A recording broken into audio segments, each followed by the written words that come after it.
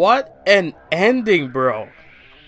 I never sat down and just be quiet. Oh my god, that segment, Jesus Christ, that segment made me feel so good. Where Foley was like, you, Stephanie, are the one that has to go. I'm like, yeah, she's right, I said it for months, she has to go. But at the same time, you're general manager, Mick Foley. She is commissioner. That's like Kevin Dunn or Triple H or P.S. Hayes or anyone that's an executive official firing Vince McMahon. How does that make sense? That's like someone kicking Birdman out of his own record business shit. You know, like, I don't get it. I just don't get it. Like, I had to tweet it out. I'm like, yes, Foley, a GM fires a commissioner? Okay, that's like Kevin Dunn and Triple H firing Vinnie Mac. So come on now. That's just ridiculous. But him being passionate, coming out, and just, you know, Foley finally put on his balls. He put on his big boy pants, and now look at him. You know, he came out and just said, look, bro, are you the one that's going to beat me up, take out my messed up hip problem, and take out my leg and beat me with it?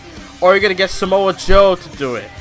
Triple H just went off. It's like, look, bro, the reason why I'm creating new stars and, you know, the future is because I don't have to see old, washed up hags like you. I'm like, damn. I mean, in a way, that's true. Not where he disrespect Foley. I mean, you don't have to see some guys we don't want to see. Now, Goldberg comes to mind immediately. And when I see a lot of people just shit on Goldberg, I'm like, I mean, well, I agree. But I still like that he's here. Because I wanted something like this for the longest time. And, well, you can't blame me. Honestly, think about it. I wanted Goldberg to come back. Look, I know, I'm not going back what I said when if Goldberg beat Lesnar, he'll look like a bitch. I am not going back on that, okay? I'm still sticking to what I said. It's just that now, I just like what's going on. Yeah, sure, when he beat Kevin Owens at Fastlane, it was a mistake, if you will. Like, the way how he did it. I mean, we all knew he was going to win the title. But, the way how he did it, 21, 23 seconds, I mean, come on. I mean, I'm watching Universe Mode Brendan Plays, and I'm like, this match is better than any shit they've fucking produced on the fucking show, on the pay-per-view. Like, I'm not bullshit, you know? Like, he even mentioned it on the damn show. This isn't going to be 20 seconds or 21, 23 seconds, ladies and gentlemen. This is the real deal. We're going to have a nice 15, 20 minute time match. That, yeah, you know, like, all I can say is Goldberg's champ. He's going to lose it to Brock. Brock is going to get it back. Speaking of Brock, we started the show with Brock and Heyman. They're just hyping up, mentioning about last week, Brock Lesnar F5 Goldberg. Blah, blah, blah. Now, I enjoyed it. I'm just not going to go over what he said. I'm just saying. Like, if you want to go watch it, there should be a clip on YouTube by now that should be there. I'm just saying. I'm really tired. I want to go to sleep right now. But I'm probably not going to go to sleep. I'm going to record Raw Universe Mode for next week. But yeah. I mean, this show was all over the place. It went from good to decent, awful, shit, laughable, not laughable. Like, what is this? WTF moment? It's like, you know, it's just all over the place. So after that whole segment, there was Stephanie and Foley in the backstage area. Stephanie offers to teach Foley some what she learned over the years. Foley looks to improve. Foley and McMahon connection. The only connection I see is my hand and the remote, and switching over to HDMI 2 when I go and work on Universe mode. That's the only connection I have, Foley and McMahon. Okay? Just saying. After that whole thing where she's like, you know, she wants Foley to fire someone, trim the fat. I need to trim the fat, if you know what I mean. But yeah, to go to commercial, Dana Brooke versus Sasha Banks happens 2 to 3 minutes. I'm like, finally something different. Sasha Banks versus Dana Brooke. It's not like Sasha Banks versus Charlotte again, or Bayley versus Charlotte again, or this and that again. You know, it's just, yeah, it's just Dana Brooke versus Sasha Banks in a 3 to 4 minute match. Yeah. Charlotte was like, look, after Dana Brooke lost, she's like, you disgust me. You're a disgrace. You don't deserve to ride my coattails. I'm like, bitch, you can ride my coattails. I'm just saying. So yeah. And then Dana Brooke just went off and just beat the crap out of Charlotte. And then Dana chants. A Dana chants. Detroit, what are you on? What are you on? Are you still... You're probably, like, drunk after watching 8 Mile from Eminem years ago. Look, I don't know. Dana chants. A dude named Eric Legrand is honored to be in the Warrior Award for this year. People telling me about, oh, you're big, you're so big, go do football, you should be a football player. Fuck that! He is the inspiration of me not doing football because I don't want to be in a bloody wheelchair, bruh. I don't want to die or risk a nasty injury. I have a better chance of wrestling a perfect match without being injured in WWE than freaking football. Just saying. We have a tag team match. Tozawa and Perkins against Kendrick and Nice. Aries sadly was not on commentary, which I don't blame him. He's a wrestler now, so. But still, I mean, come on. When you're not wrestling, be a commentator. But no, we have to get fucking Byron Saxton. I would never let go of my hate for Saxton or Otunga. If they get off the table, maybe. Maybe if Saxton went to go do interviews, maybe. I don't know. So in the end, Nice got the win, rolling up TJ Perkins. I'm sick and tired of when wrestlers roll up a man's pants and then we have to see fucking butt crack. I really can't take that anymore. I still have that nasty image of Jimmy or Jey Uso losing a match to either Miz or Mizdow on Raw 2015 where the fucking pants was rolled up and there's fucking butt crack. I can't stand it. Butt crack, I don't care, male or female, is the most unattractive, unappealing, just a nasty thing to look at, okay? Just saying. I don't care if you're a man or woman, butt crack is not pleasing to look at. I'm just saying. Fuck. So Anderson and Gallows, my SmackDown Live Tag Team Champions in Universe mode. If you don't know what I mean, go watch No Mercy. The link's in the description. I'm so happy they won the tag team titles and then AJ Styles won the Intercontinental.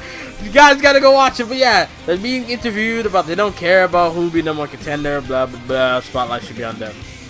Kevin Owens gives a cold promo where he's like, Jericho wasn't a friend to him. He had to turn his back on Jericho before Jericho turned his back on him, and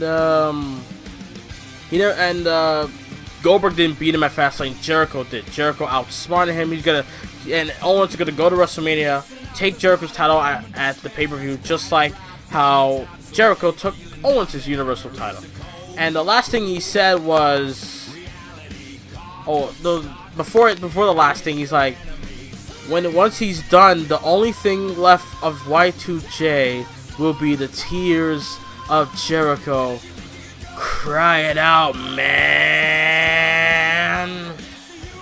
And also, Kevin Owens is like, why have friends when you have a destroyer? And if Samoa Joe comes out, tag team match, what they should have done last week, but they do it this week. But I'm okay with it regardless. As long as they did it, I'm okay. Well, they won by disqualification to Zayn and Jericho. And yeah, Foley and Stephanie McMahon talking about fucking backstage and how Zayn should be fired because he's the underperformer, even though he's probably the greatest performer on the fucking roster, in my opinion.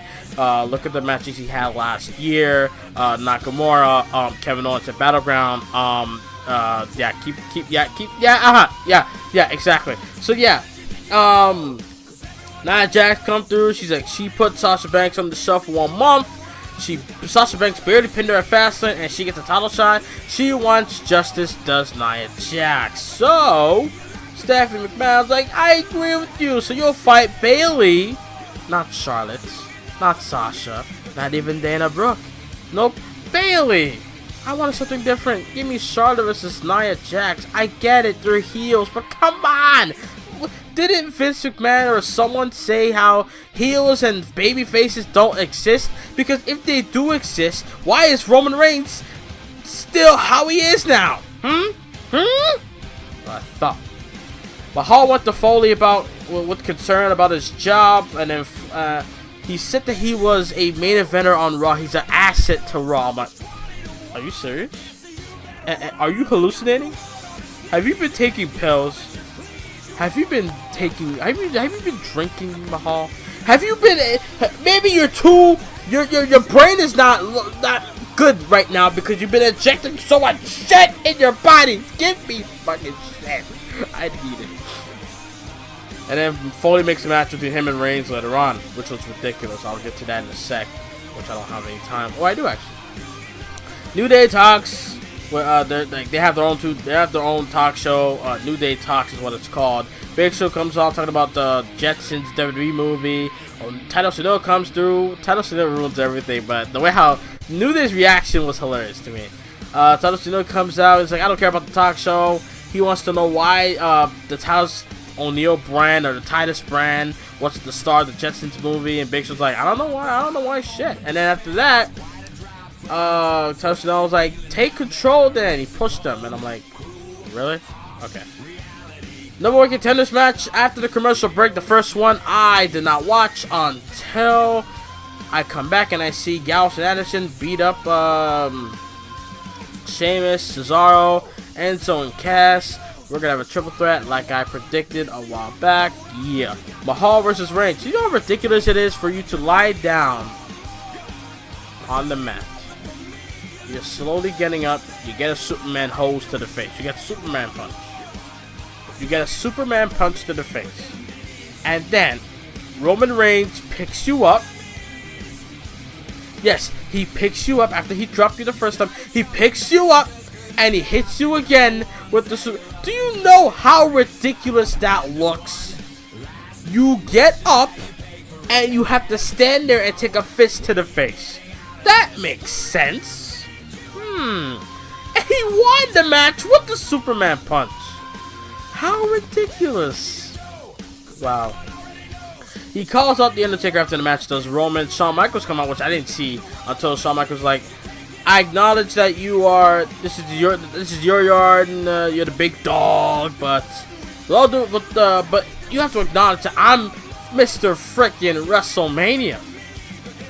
And then he goes on to say that, well, yeah, he says that, and then Reigns is like, I respect you and I take your advice, you know, I respect the advice, you know, all that.